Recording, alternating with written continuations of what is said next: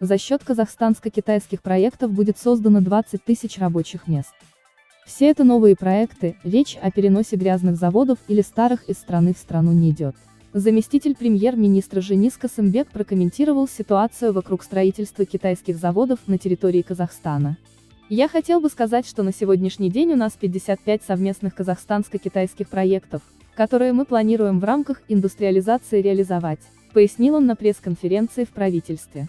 При этом Касымбек отметил, что это абсолютно новые проекты. Звучат претензии, что эти заводы, новые проекты являются грязными, во-первых. Во-вторых, это старые проекты, которые переносятся на территорию РК. Официально хочу заявить, что ни одного старого или переносимого на территорию Казахстана завода нет.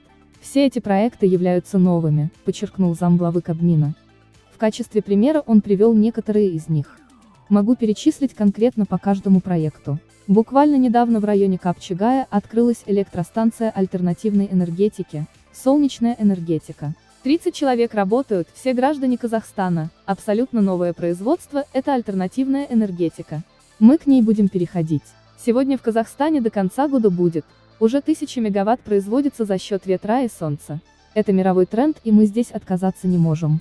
И так далее по каждому предприятию могу подробную информацию дать, добавил он. По его словам, вся эта информация есть на официальном сайте Министерства индустрии и инфраструктурного развития Республики Казахстан. Эта информация есть в сетях, есть на сайте МИР, по крайней мере, 2 года назад она публиковалась. Никаких секретов здесь нет. Еще раз хочу подчеркнуть, это новые технологии, никаких грязных предприятий или старых предприятий, которые переносятся с села территории одной страны на другую, нет.